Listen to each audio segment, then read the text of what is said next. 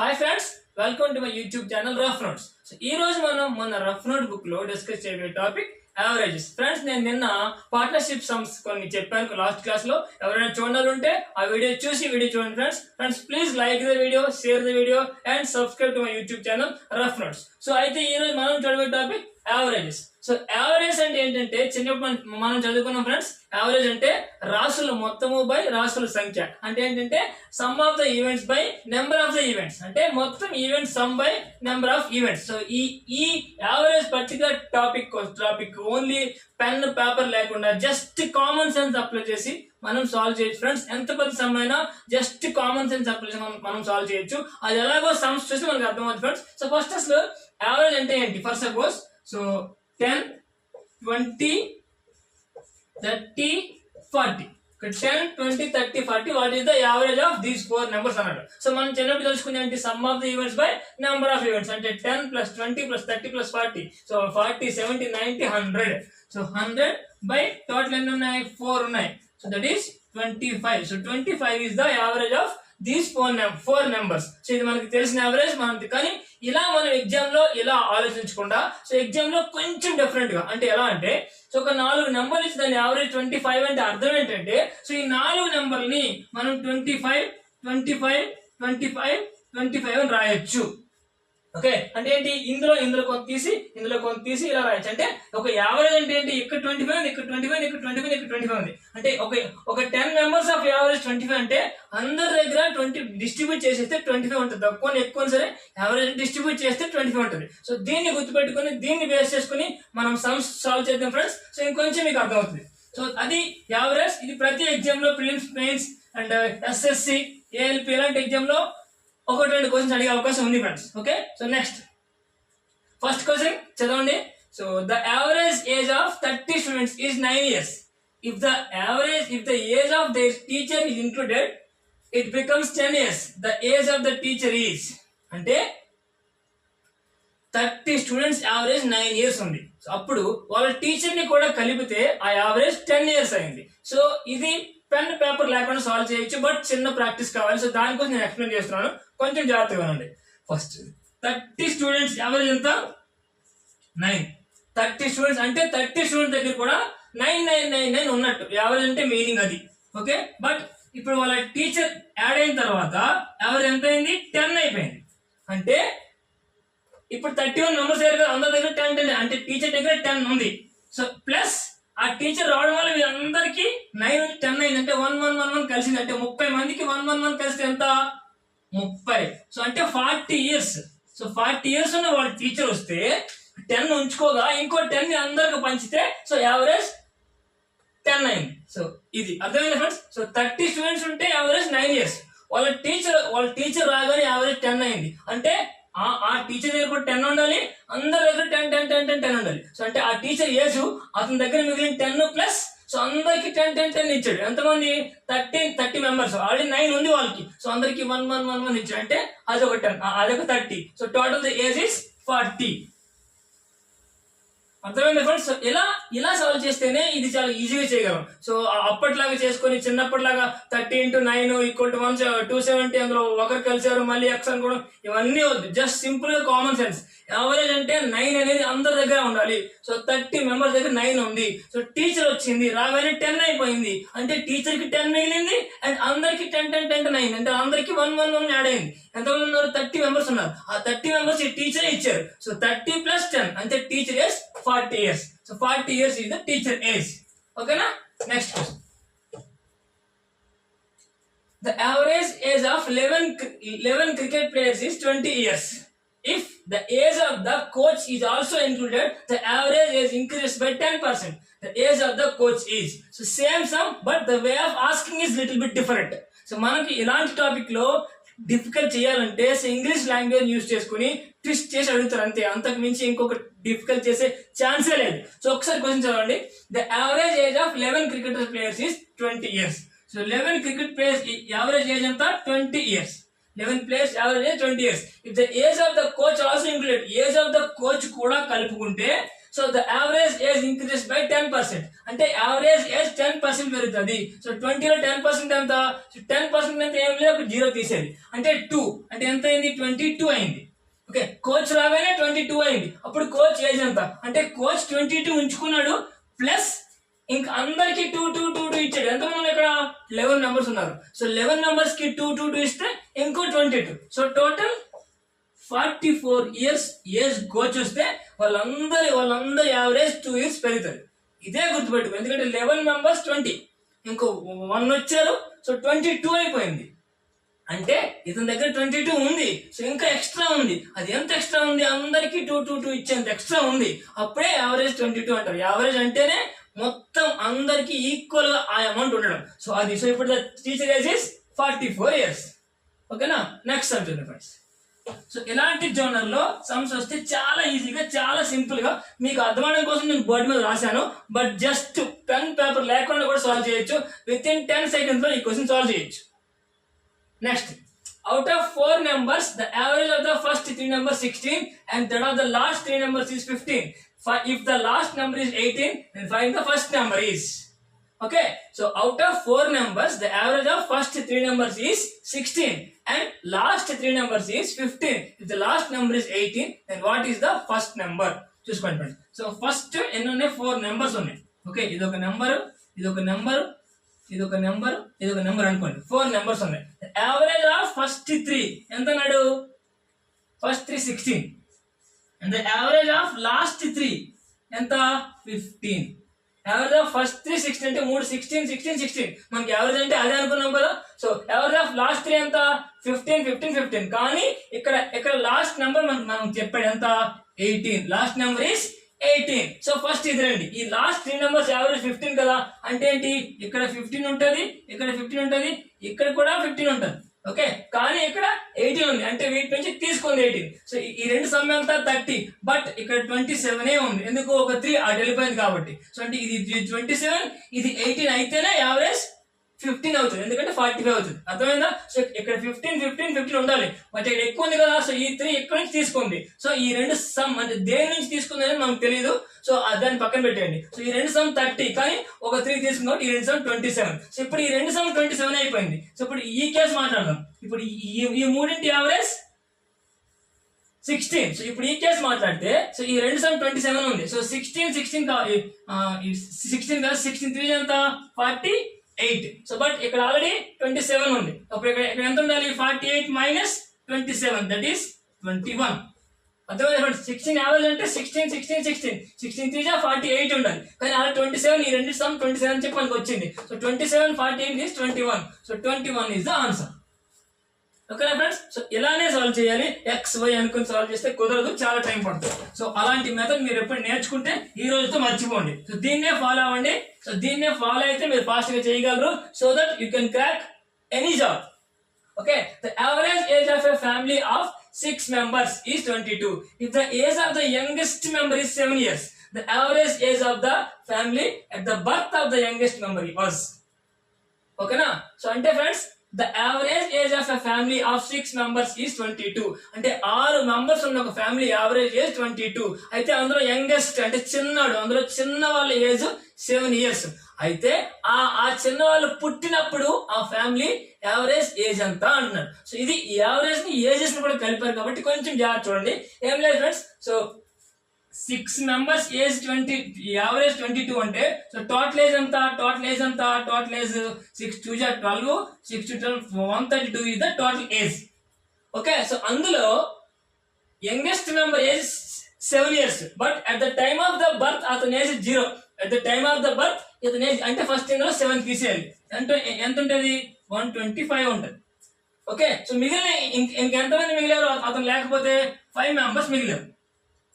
But ఈ 5 members కూడా 7 years back వెళ్ళాలి. ఎందుకంటే అతను పుట్టినప్పటికీ అతను పుట్టి 7 years అయింది ఇప్పటికి. బట్ 7 years బ్యాక్ ఇష్యూ అడుగుతున్నాడు. 7 years బ్యాక్ అంటే 5 members ఏజ్ 7 years వెళ్తే ఒక్కరికి 7 సంవత్సరాలు తగ్గిపోతే మొత్తం 35 years తగ్గిపోతుంది.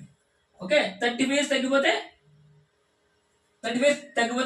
0 90. సో 90 ఉంది. సో అప్పుడు మొత్తం ఎంతమంది? 5 members. యావరేజ్ ఎంత? 90/5. 18 is the average. Okay, 18 is the average. అర్థమైందా ఫ్రెండ్స్? సో అంటే 6 మెంబర్స్ యావరేజ్ 22. సో అప్పుడు టోటల్ ఏజ్ ఎంత 132. అయితే అందులో చిన్న ఏజ్ 7 years. 7 years కాబట్టి అతను పుట్టినప్పుడు అతని ఏజ్ 0. బట్ అతను పుట్టడం అంటే ఏంటి 7 years బ్యాక్ వెళ్ళాలి. సో ఆ మిగిలిన 5 మెంబర్స్ ఏజ్ కూడా 7 తగ్గుతుంది. సో మొత్తం 35 తగ్గుతుంది. ఈ 7 తగ్గింది, 35 తగ్గింది. సో టోటల్ 90 అయింది. సో 5 మెంబర్స్ ఉన్నారు. Average total by number of events, that is 90 by 5 which is 18. Okay, next question. The average of 4 consecutive even numbers is 27. The largest of the number is. The average of 4 consecutive even numbers is 27. చూడండి, average of 4 consecutive even numbers ఎప్పుడు average 27 అయిందంటే ఆ numbers ఎప్పుడు కూడా దీని చుట్టుపక్కలనే ఉంటాయి. So అంటే 27 average అయిందంటే మనకి ఏమన్నాడు, కాన్సిక్యూటివ్ ఈవెన్ నెంబర్స్ అంటే వరుస సరి సంఖ్యలు. సో వరుస ఈవెన్ నెంబర్స్. సో 27 కి ఇటువైపు 26, ఇటువైపు 28, ఇంకో 4 కావాలి కదా, 24 and 30. మీరు క్యాలిక్యులేట్ చేసుకోండి. ఈ 4 యావరేజ్ 27 వస్తుంది. ఓకేనా, ఈ 4 యావరేజ్ 20. ఎందుకంటే సో కాన్సిక్యూటివ్ ఈవెన్ నెంబర్స్, కానీ ఇది యావరేజ్ కాబట్టి జస్ట్ పక్క నెంబర్స్ ఉంటాయి. సో దాని ముందు ఈవెన్ నెంబర్, తర్వాత ఈవెన్ నెంబర్. అదే అడుగుతున్నాడు, what is the largest number is. What is the largest number? 30 is the largest number. So దీన్ని పట్టుకొని ఏవేవో చేసి x+2, x+4, x+6 దాని అంతటి యాడ్ చేసి by 4 చేసి ఈక్వల్ 27 చేసి time waste, totally time waste. So ఇలా చేయండి. సో యావరేజ్ అంటే ఎప్పుడు కూడా ఈ నెంబర్ కి చుట్టుపక్కల నెంబర్స్ ఉంటాయి. బట్ కాన్సిక్యూటివ్ ఈవెన్ నెంబర్స్ అంటారు కాబట్టి సో దీని పక్కనే నేను నెంబర్ చేసుకోవాలి. ఎందుకంటే ఈవెన్ నెంబర్స్ అయితే అది ఆడ్ నెంబర్స్ కానీ యాక్చువల్లీ 5 ఉంటే మధ్యలో ఇదే ఉంటుంది. చూద్దాం, ఆ క్వశ్చన్ కూడా చూద్దాం. సో 4 ఉంది కాబట్టి ఇలా యావరేజ్ వస్తుంది. సో ఈవెన్ నెంబర్స్ కాబట్టి ఇటు ఈవెన్ నెంబర్, ఇటు ఈవెన్ నెంబర్. వాడు 4 ఈవెన్ నెంబర్స్ అంటాడు కాబట్టి ఇటు ఈవెన్ నెంబర్, ఇటు ఈవెన్ నెంబర్. సో 24, 26, 28, 30 ఈ 4 నెంబర్స్ యావరేజ్ 27 అవుతుంది. క్యాలిక్యులేట్ చేసుకొని 27 అవుతుంది. ఓకేనా ఫ్రెండ్స్? సో నెక్స్ట్ క్వశ్చన్ చూద్దాం. Sorry, the average of 5 consecutive numbers is 56. What is the minimum number?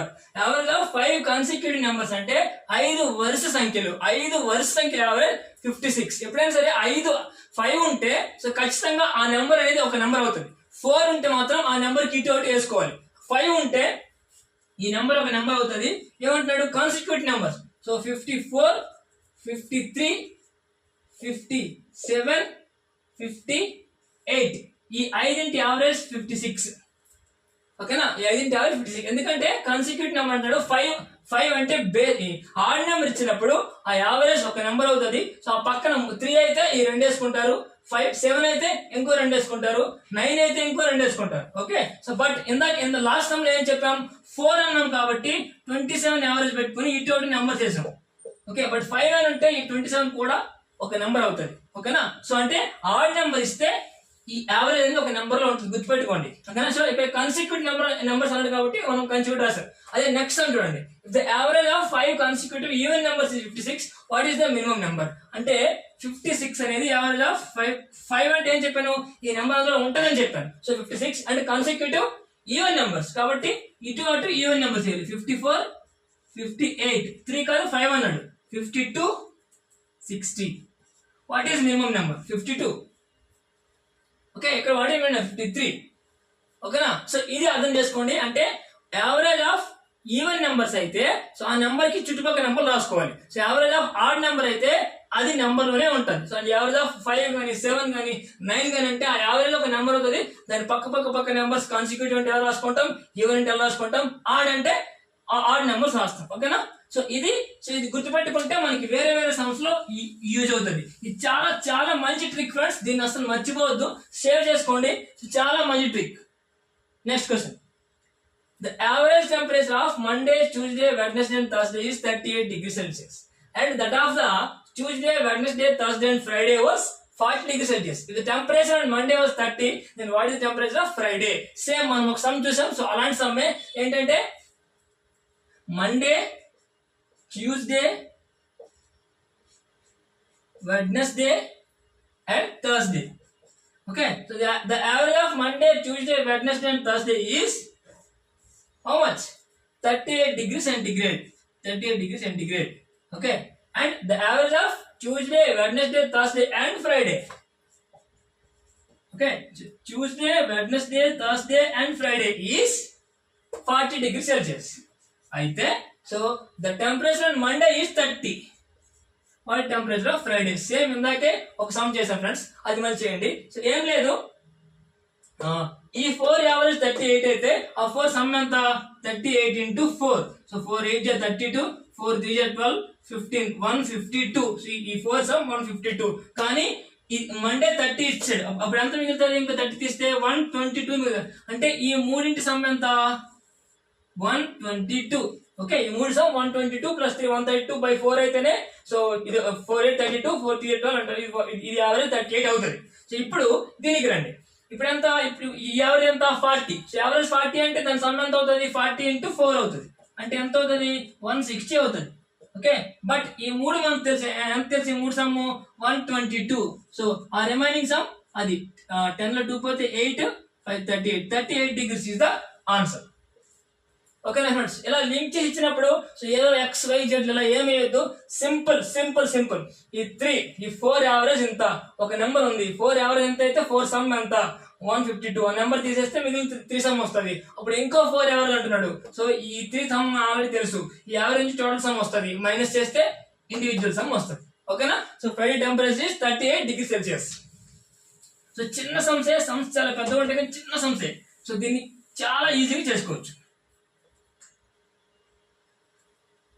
The average of a 8% in a committee is increased by 2 years when 2 men aged 35 years and 45 years are substituted by the 2 women, and find the average age of these 2 women.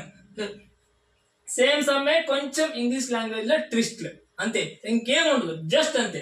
ఏంటి? The average age of 8 persons in a committee is increased by 2 when the 2 men aged 35 40 are substituted by the 2 women. So find the average age of these 2 men. అంటే ఏంటి? 8 persons ఉన్నారు, అందులో ఒక ఇద్దరు 35 years 40 years men's ని ఇద్దరు women's తో replace చేస్తే యావరేజ్ 2 years పెరిగింది. అయితే వాళ్ళిద్దరు యావరేజ్, ఆ ఇద్దరు ఉమెన్స్ యావరేజ్ ఎంత అంటున్నారు. సో ఏం లేదు ఫ్రెండ్స్, సో మనకి 35 వెళ్ళిపోయారు, 40 వెళ్ళిపోయారు, వీళ్ళిద్దరు బయటకు. అంటే వచ్చే వాళ్ళ వల్ల యావరేజ్ పెరిగింది, అంటే వాళ్ళు ఎంత ఉండాలి, వాళ్ళ ఏజ్ ఎంత ఉండాలి? ఎంతకంటే ఇంకెక్కువ ఉండాలి. ఎంత ఎక్కువ ఉండాలి? 8% ఉన్నారు, సో 2 పెరిగింది, అంటే 16 ఎక్కువ ఉండాలి, అంటే ఇంకో 16 ఉండాలి. ఓకే, సో టోటల్ ఎంత? 18 96. ఓకే, సో 96 అయితే 96 టోటల్ అయితే యావరేజ్ ఎంత? 96/2, that is 48. Okay, that is 48. ఓకేనా? అర్థమైందా ఫ్రెండ్స్? ఏం లేదు, సో ఇద్దరు వెళ్ళిపోతున్నారు, ఇంకొకరు రావడం వల్ల యావరేజ్ పెరిగింది, అంటే ఇంకొక ఇద్దరు రావడం వల్ల యావరేజ్, అంటే ఆ ఇద్దరి ఏజ్, ఆ ఇద్దరు తెచ్చిన వాల్యూ, ఈ ఇద్దరంతా ఉండాలి, ఈ ఇద్దరితో పాటు ఎంత పెరిగింది. సో వాళ్ళ దగ్గర ఒక 2 ఉంచుకోవాలి, రిమైనింగ్ 6 మెంబర్స్ కి 2 అంటే మొత్తం 16 years కావాలి. అంటే ఈ ప్లస్ తో పాటు ఎంత పెరిగింది, ఇదంతా వాళ్ళు తెస్తేనే యావరేజ్ పెరుగుద్ది. అంటే వాళ్ళిద్దరు ఏజ్ సమ్ ఎంత, యావరేజ్ ఎంత. ఓకేనా? సో మనం ఇలా ఆలోచిస్తేనే ఈ సమ్ సాల్వ్ చేయగలం. సో పెన్ పేపర్ పెట్టి ఏదో XYZ అని ఎప్పుడు తీసుకుంటే దీన్ని అసలు సాల్వ్ చేయలేం. సో ఈ రోజు నుంచి యావరేజెస్ ని ఇలా థింక్ చేయడం నేర్చుకోండి. Next, average monthly income of 4 earning members of family is 7350. One member passes away and the average monthly income becomes 6500. What was the monthly income of the person who is no more? అంటే ఒక ఫ్యామిలీలో monthly average of 4 earning member was 7350. అంటే నలుగురు సంపాదించే persons ఉన్నారు ఫ్యామిలీలో, వాళ్ళ నలుగురు సంపాదించే యావరేజ్ అంతా 7350. అయితే అందులో ఒకటి చనిపోయాడంట, అప్పుడు యావరేజ్ 6500 అయిపోయింది. అయితే ఆ చనిపోయిన అతని ఇన్కమ్ ఎంత అంటున్నాడు. సో ఏం లేదు ఫ్రెండ్స్, చూడండి, ఫస్ట్ ఎంత ఉండేది యావరేజ్? 7350 ఉండేది. సో తర్వాత ఎంత అయింది యావరేజ్? 6500 అయింది. సో అంటే ఎంత తగ్గింది? 850 తగ్గింది. అంతేనా? 850 తగ్గింది. సో అంటే ఏంటి?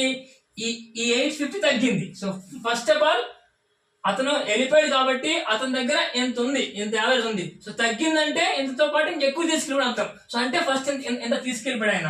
సో 7350, అతను వెళ్ళిపోతూ ఇంత అమౌంట్ తీసుకెళ్ళిపోయాడు. సో అంత కాకుండా యావరేజ్ నుంచి 850 తీసుకెళ్ళిపోయాడు. సో ఈ 850 ముగ్గురు నుంచి తీసుకెళ్ళిపోయాడు. సో 853 ఎంత? 0 15 8 8 24 25. సో 2550. సో దట్ ఈస్, అంటే అతను ఎంత తీసుకెళ్ళిపోయాడు, అతను యావరేజ్ ఎంత తీసుకెళ్ళిపోయాడు అంటే ముగ్గురు నుంచి ఎంత తీసుకెళ్ళిపోయాడు. సో టోటల్ ఎంత? 0 10 9 9,900 is the income of the person who was passes away. అంటే ఎవరైతే హూ వాజ్ నో మోర్, ఎవరైతే చనిపోయారో అతని ఇన్కమ్ 9,900. సో అర్థమైందా? అంటే ఇది వెళ్ళిపోవడం వల్ల యావరేజ్ తగ్గింది. ఇది వెళ్ళిపోవడం వల్ల యావరేజ్ పెరిగి ఉంటే అప్పుడు ఇతను ఖచ్చితంగా ఇంత అమౌంట్ కంటే తక్కువ తీసుకెళ్ళాడు. బట్ ఇది వెళ్ళిపోవడం యావరేజ్ తగ్గిపోయిందంటే ఇంత అమౌంట్ తీసుకెళ్ళిపోవాలి ఫస్ట్. అంటే రిమైనింగ్ ఎంత తగ్గింది? సో అంత ఈ ముగ్గురు మీద తీసుకెళ్ళిపోతేనే సో అంత అవుతుంది. So this is the income of the person who has no more. ఓకేనా? సో ఇలా సింపుల్ గానే ఆలోచించాలి, చాలా సింపుల్ గానే సాల్వ్ చేయాలి. Next question. Thank you friends. So ఇవి యావరేజెస్ లో డిఫరెంట్ సమ్స్. సో మీరు కూడా యావరేజ్ డిఫరెంట్ సమ్స్ ప్రాక్టీస్ చేయండి.